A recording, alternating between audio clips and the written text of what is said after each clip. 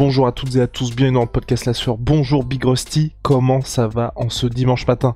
Ça va super, ça va impeccable. Salut Guillaume, salut tout le monde. Eh bah formidable, il est prêt. On va s'intéresser à Adesanya Robert Whittaker. Israël Adesanya qui a défendu sa ceinture avec succès face à son peut-être l'un de ses plus grands rivaux. Il s'était imposé par KO en 2019 et là il a confirmé victoire par décision unanime d'Israël Adesanya. 48-47, 48-47, 49-46. C'est parti pour le podcast. Ça commence. Ça commence maintenant.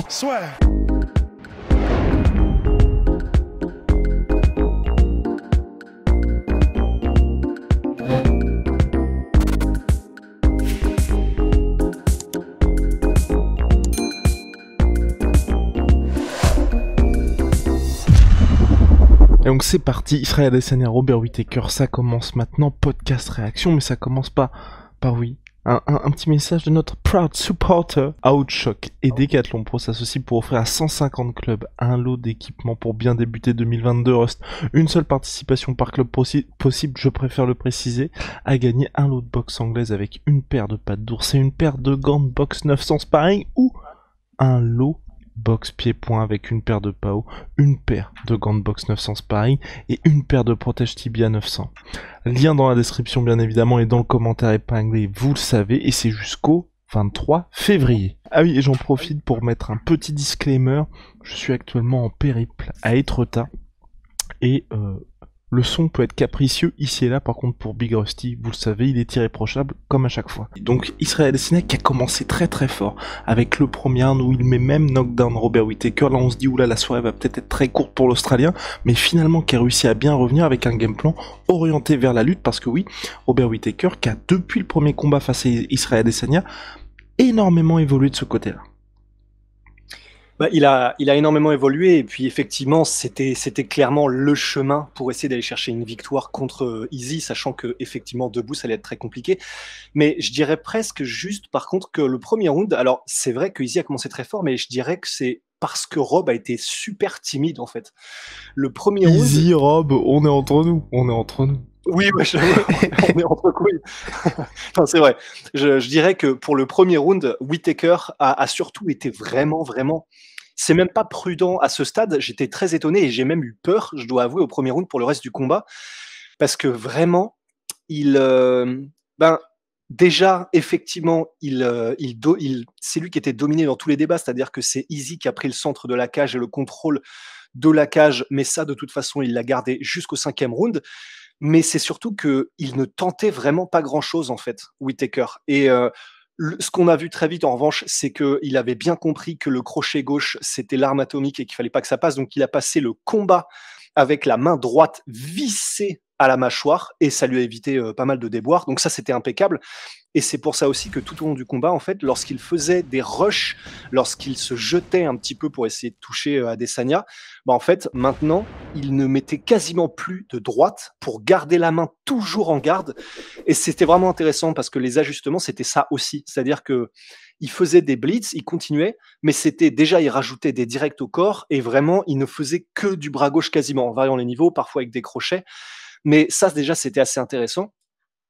Effectivement, il a mis l'accent sur la lutte, on va y revenir, mais c'était vraiment pour, je ne sais pas si tu as eu le même ressenti, si vous l'avez eu aussi, mais pour mettre un peu un point sur le fait qu'il y a eu pour moi un premier round et ensuite les 4 autres, en termes d'engagement, de rythme, d'échange. Et le premier, vraiment, moi j'ai eu cette impression que Whittaker était vraiment en mode, ok, là, il faut... Enfin, tu sais, un peu comme s'il avait des flashbacks du précédent combat, en fait. Faut vraiment pas que je me livre, faut vraiment pas que je prenne de risques. Et du coup, il a pas envoyé, quasiment pas envoyé, que ce soit en anglaise. Il a tenté quelques kicks, mais c'était c'était très prudent. Et donc, c'est vraiment Izzy qui a déroulé et qui avait tout le champ libre. Et d'ailleurs, ça lui a permis effectivement de mettre un knockdown dès le premier round. Et d'ailleurs, magnifique. Hein. Tu sais, un petit peu en mode Conor versus Nate Diaz, où la garde, elle est complètement levée pour Whittaker, mais sauf que la précision de Adesanya fait qu'en fait c'est un laser, c'est-à-dire qu'il a identifié que ouais ok il y a la garde mais il y a une petite ouverture par laquelle passe le menton, bim, et en gros knockdown immédiatement. C'est vraiment impressionnant. De toute façon, je vais pas partir en monologue, mais je pense que c'est effectivement le mot qui convient d'utiliser pour Adesanya sur ce combat-là. Rob a été très bon sur les 4 rounds suivants, mais juste Adesanya a été mais impérial, quoi. Il était bon dans tous les domaines. Il a été mis au sol, mais il s'est relevé. En clinch, il s'en sortait. 4 sur 10 pour Robert Whittaker au niveau des takedowns. Les gens là peuvent voir les statistiques du combat. Hein, et elles sont présentées là au public de la soirée. Ouais, non, ça ne rigole plus. Donc ouais, 4 sur 10 pour Robert Whittaker, mais c'est vrai qu'il a eu de la réussite dans les takedowns. Mais pour le coup, il n'a jamais pu travailler. Il pourra à mon avis regretter ce qui s'est passé au 4e round quand il avait réussi à être en sac à dos sur Israël Adesanya. Je sais pas ce que t'en as pensé, toi. Bah, je crois que j'ai pas un niveau suffisant en sol pour vraiment établir si c'est lui qui a merdé ou si c'est Easy qui a vraiment géré. Moi, j'ai eu l'impression que Easy était vraiment intouchable, mais après, c'est parce que j'ai peut-être pas les tenants et aboutissants, les vrais détails. Il faudra voir ça du coup avec spécialiste. Mais ben, effectivement, il a eu des opportunités et dont un takedown au 4e round, Whittaker magnifique, vraiment à la GSP, tu sais, en réaction avec Adesanya qui avance et comment dire, et changement de niveau en réaction de Whittaker, un timing mais vraiment somptueux. Mais effectivement, il n'a pas réussi à faire grand-chose. Et pourtant, il y a vraiment des moments où il a mis Easy sur son dos. C'est-à-dire qu'il y a eu des moments où il est passé dans son dos, mais il y a eu aussi des moments où il l'a mis sur son dos. Donc il a eu vraiment tout un tas au sol et même debout d'opportunités. Mais j'ai l'impression qu'il avait vraiment bien cimenté les bordures des portes quand même, Adesanya, Ouais. et qu'il était, ben, évidemment, tout en défense au sol, mais c'est absolument pas une critique, c'est normal parce que bah, ce qu'il veut, c'est rester debout pour faire son travail d'orfèvre. Donc, il a juste complètement bouché les entrées. Et ça a marché, quoi. C'est sorti en clinch, enfin contre la cage, c'est vraiment magnifique. Honnêtement, tu sais, cette manière un petit peu à la Muay Thai, tu sais, de choper la nuque, de tourner, de passer de l'autre côté, et en plus, ça c'était vraiment sublime. La manière dont il le faisait aussi, c'est, tu sais, il chope la nuque et en fait, il met des coups avec son bras libre à Whittaker, ce qui fait que Whittaker, au lieu de contrôler le biceps d'Adesanya, monte sa propre garde, et à ce moment-là, il ouvre et il sort du clinch. Et il a fait plusieurs fois. C'est juste magnifique en fait, comme technique, comme compréhension un peu de l'espace et de la manière de gérer son vis-à-vis en étant pourtant en position désavantageuse. C'est, c'est, il a été vraiment magnifique dans tous les domaines en fait, Adesanya. Je pense que c'est ce qui ressort. Je sais que Whittaker avait l'impression d'avoir gagné. Oui, j'étais Je assez pense, surpris. J'étais ouais, assez moi aussi. surpris parce qu'il a réussi à clore un petit peu la différence enfin, à se rapprocher d'Israël Adesanya, mais de là à dire qu'il avait gagné le combat, j'étais un peu surpris. Et moi, ce que je peux aussi lui reprocher par rapport au combat dans sa globalité, c'est un manque un peu, tu vois, de sentiment d'urgence par moment. J'ai vraiment eu l'impression que c'était lui en fait dans son esprit, et finalement, tu vois, le fait qu'il y ait cette réaction-là en fin de combat, ça confirme ça, qui dans sa tête, il gagnait, et que c'était lui, en fait, c'était à Adesanya de faire le combat. Alors Ouais. que non, enfin, en tout cas pour moi, Robert Whittaker, c'était à lui d'aller justement chercher la victoire. Bah, pour moi aussi, parce que en plus, au sol, il marquait pas forcément beaucoup de points. C'est-à-dire que c'est pas comme si, quand il était au sol, il avait mis un grand non-pound de porc, que le contrôle avait été suffisamment long pour vraiment 3 marquer minutes l'esprit des 40 au juges. total. Ouais, 3 minutes sur tout le combat? Ouais, après, faudra qu'on revoie, mais je pense pouvoir dire, sans risque de me tromper, que c'était 3 minutes 40 vraiment éparpillé dans le sens, tu sais, genre, Oui, complètement. ouais, tu vois, c'est ça, genre 60 secondes par-ci, 50 secondes par-là. Et, et effectivement, vu qu'il n'avait pas marqué clairement de points au sol, je suis assez étonné que Whittaker ait estimé qu'il avait gagné le combat. D'autant plus qu'en termes de points marqués et de marquer l'esprit des juges, ben, alors déjà, évidemment, il y a eu le knockdown au premier round, mais même en termes d'impact et en termes de traces laissées à l'adversaire, bah, c'est clair qu'Adesanya était largement devant. Déjà, ne serait-ce que les low kicks. J'ai eu peur à un moment donné que vraiment ça bascule en fait. J'ai eu peur. Au niveau des statistiques, Big Rusty, on est à 29 sur 38 pour Israël Adesanya dans les low kicks, et puis surtout, bien Oh là évidemment, il y a là. l'impression visuelle au global, clairement, ouf. Mais et puis voilà, c'est ça. Parce que disons, les statistiques, en fait, c'est toujours un petit peu piégeux. Parce que il y a, tu vois, tu peux mettre 29 low kicks, mais tu en as la moitié qui sont, tu sais, genre, bon, tu tapes la jambe un petit peu vite fait, quoi. Un peu genre Carlos Condit contre Nick Diaz, soit pour visser la personne, soit pour juste marquer aux yeux des juges, mais sans forcément faire de dommages, soit pour commencer une combinaison ou la finir. Mais tu as aussi les low kicks, genre, tu sais, qui tabassent, en fait. Et là, c'était vraiment des low kicks en mode bûcheron qui veut juste faire tomber. C'était pas juste pour marquer l'esprit des juges, c'était pour marquer, la jambe et le corps de Whittaker, en fait. Et effectivement, il y a des moments, alors je crois que c'est au troisième ou au quatrième, où l'impression visuelle, mais qui donc résulte d'un vrai dommage alarmant aux jambes de Whittaker, c'était effectivement impressionnant. Enfin, tu sais, genre, il y avait le low kick, tu avais le bruit, tu avais le placement du low kick, tu avais la jambe qui remonte et le corps qui se tourne un peu de Whittaker en mode ah oui, enfin là vraiment, il l'a pris, mais full blast. Et de toute façon, même en low kick, on voyait les marques sur la jambe de Whittaker. Enfin, vraiment un travail de sape de la part de Adesanya. Enfin, vraiment, vraiment, encore une fois, impressionnant et impérial comme sensation, quoi. Impressionnant Israël Adesanya, donc qui confirme finalement son statut en s'imposant par décision unanime. Russ voulait ajouter quelque chose pour cette victoire. Ouais, juste quelques petits trucs, mais que j'ai notés qui m'ont marqué.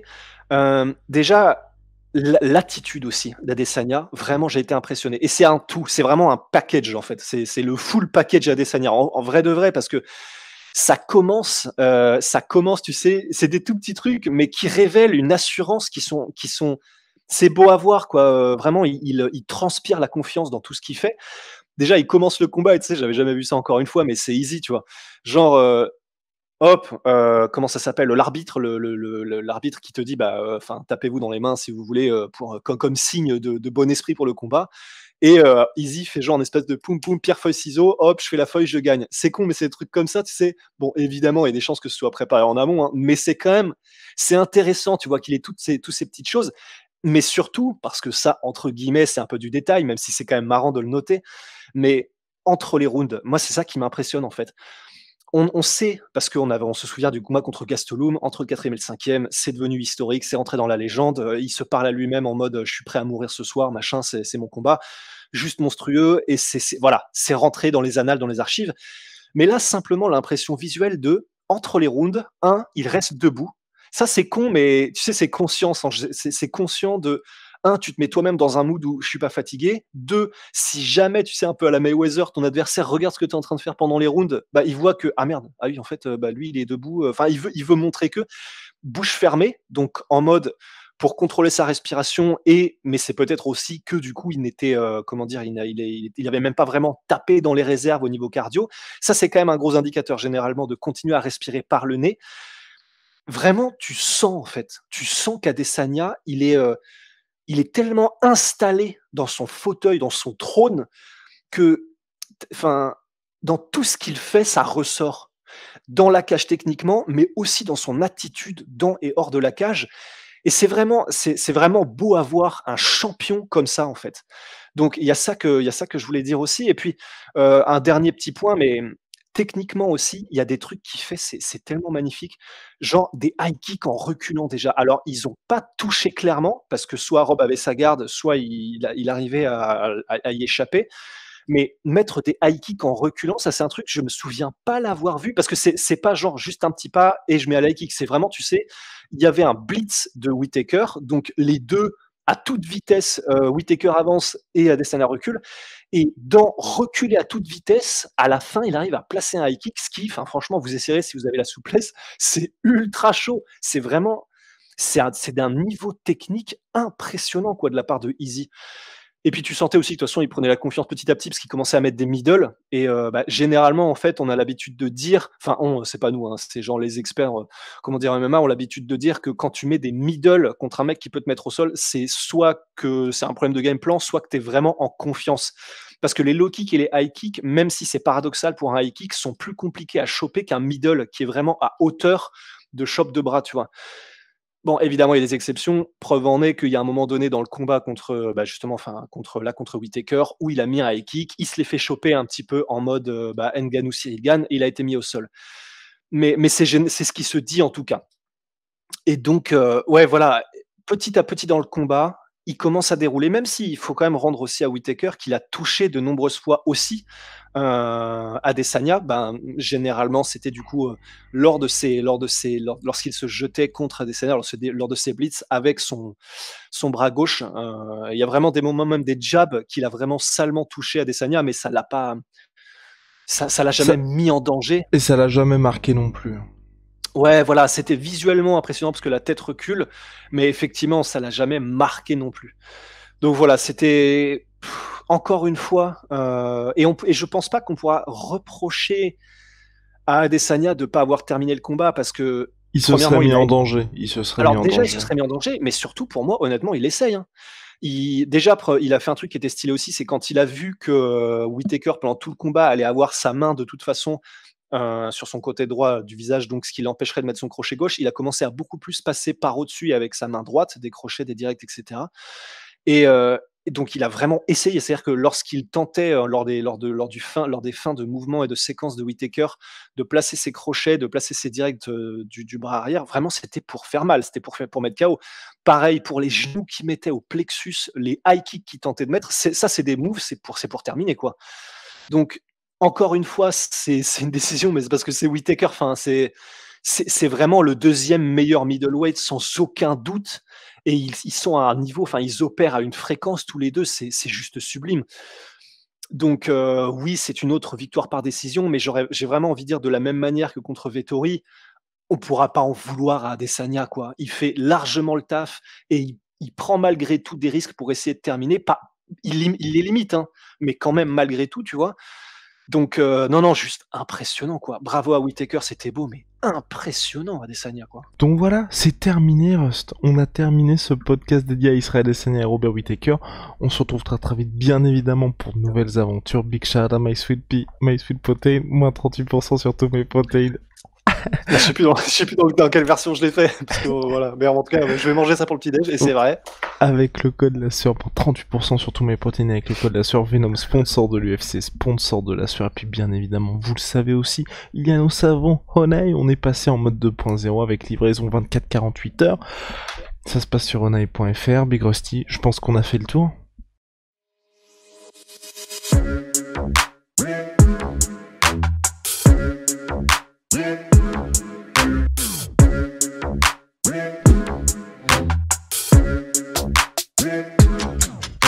I'm fucking coming for you!